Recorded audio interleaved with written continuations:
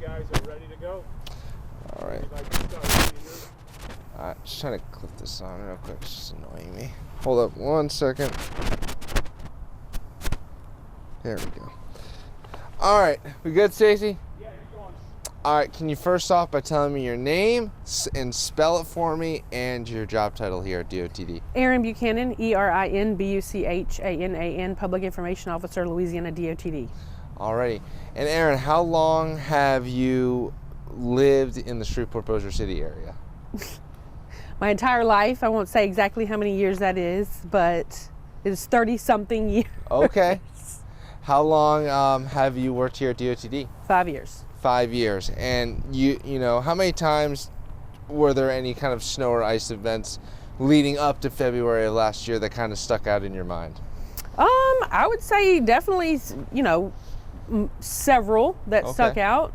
Prior to even this job, working in news, there were, I'd say, at least 3 or 4 that, you know, I recall that, you know, made a pretty significant impact on the region as far as transportation goes and impact to people's daily lives for, you know, a few days at a time. So, yeah. Obviously, any type of snow and ice is going to have a big impact, you know, on the South. Like, you know, I-20 corridor, we just don't see those type of events. So when you think about, you know, the 14th to the 17th, those 4 days, kind of try to sum it up in one sentence.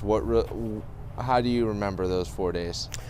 They were difficult. They were difficult for a lot of different reasons. It was a difficult time for people to be able to, you know, get around. It was virtually impossible to do that safely, especially when, you know, that second round of winter weather came through.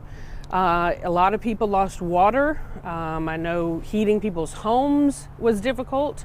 And so it was just a somewhat chaotic time. It felt very long. It felt longer than just a few days because, like you said, it's just not something that in general we're equipped to handle in this region, whether it means, you know, our particular equipment here at the department, whether it means people's personal vehicles and trying to travel, and then prepping their homes. You know, you hear, make sure you're prepared, prep your home, but what is that? You know, people don't really even understand what that fully means because we just don't have to do it very often. So those days, you know, a year ago were not something that we're going to forget anytime soon.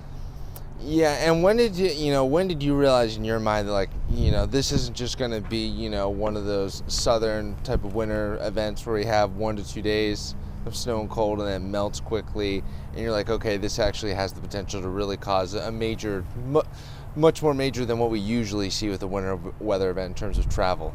Well, we stay in close contact with the National Weather Service. We participate in multiple webinars and conference calls with them leading up to any potential event. And so, you know, based on the information they had been providing to us, you know, it was clear a few days out that, you know, this was not going to be your typical 1, maybe 2 day event where everything melts off and we're back to business as usual. This was likely going to be something that affected all of us for a somewhat extended period, meaning at least a week or so. And so, you know, based on our information that we got from the National Weather Service, the Bureau here in Shreveport, you know, we knew going into this that it was going to be somewhat out of the ordinary, and it was going to be a strain. It was going to be a strain in a variety of ways. Yeah, and, you know, when you get that information coming in, how did DOTD want to go about kind of attacking this problem in terms of the major disruptions and prolonged disruption of travel that we're going to have to deal with? Well, we already have in place a snow and ice plan. It's one that we've pretty extensively updated prior, you know, since last February. But even so, each district around the state, we're in District 04, the Northwest region, 7 parishes. Each of us has a snow and ice plan that's catered to our region. That identifies, you know, what we consider to be our preemptive closures. Those are those closures that we know, based on the severity of an event, we're going to close. You know, your I-220s, your I-49s, some various other overpasses, like Bisnow Bridge, those types of things. So we know we're going to close those. We knew we were going to obviously need to close those. And then that plan also spells out all of the other bridges and routes that our crews were going to be running and applying salt to, and who's going to be doing that and how we're going to be communicating with each other. And so basically we activated, the snow and ice plan that we had in place based on the information we were getting from the National Weather Service. Yeah, and was there a particular moment, maybe, Monday, Tuesday, or Wednesday, where you kind of felt like things were kind of at its peak? It's almost most hectic trying to respond, with back-to-back winter storms almost essentially, shutting down the area? Well, when that second storm came through, we did have to pull our crews back. It was no longer safe for us to try and still be out there, for our operators, our equipment operators to try and be out there. Applying any additional salt at that point was basically not going to do any good. And so, we're telling people, please, we're pleading with people, don't get out on the road if you don't have to. And so that advice applied to us as well. Yeah. Because it was no longer safe for us to continue to try and operate, our own equipment out there.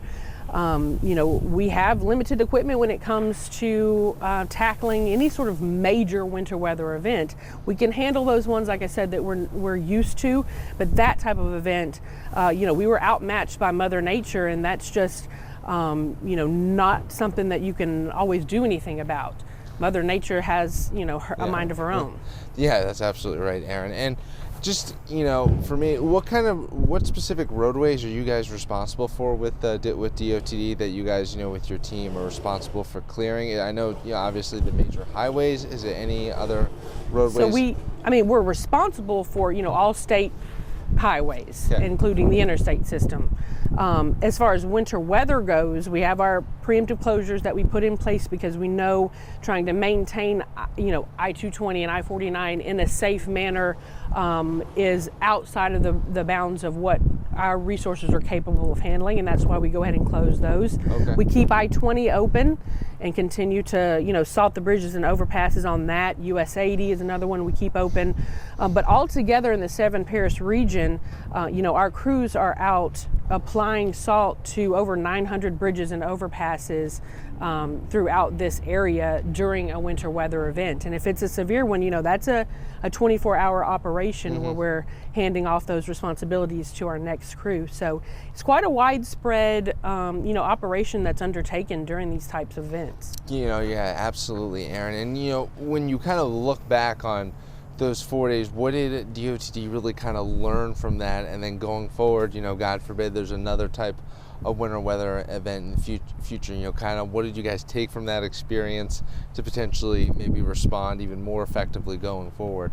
Well, as I mentioned, we revamped our snow and ice plan to better plan out different levels of response. And so we changed to a 5-level response, levels 1 through 5, level 1 being, the least severe, 5 being basically a worst case scenario type event. And so within those levels of response, it's spelled out very clearly who is doing what, whether or not we're gonna have an emergency operations center open, whether it's gonna call for that, whether or not we'll need to put our preemptive closures in place, what employees are tackling what routes in all of our various parishes, how this communication is being conducted with outside agencies, our other partners. And so, the plan has been revamped basically to better detail what that response should look like and who is responsible for what within each level. Yeah, so basically, the gist of it is, just kind of better focused communication when it comes to... Yeah, communication's one component of it. Yeah, absolutely. We can always improve communication no matter what, no matter how we're, how good we think we are at it. We can always be better. And more so what should happen within each level based on what the forecast is calling for. Of course, you've got to be ready to adjust. You've got to be somewhat flexible. But based on what the weather is looking like, we've got a much more defined plan as to what should be, when you pull the trigger on it, what should happen within that level. Alrighty. That's all I got, Stacy. Perfect. Thank you so much, Erin. You're really welcome. Appreciate your time.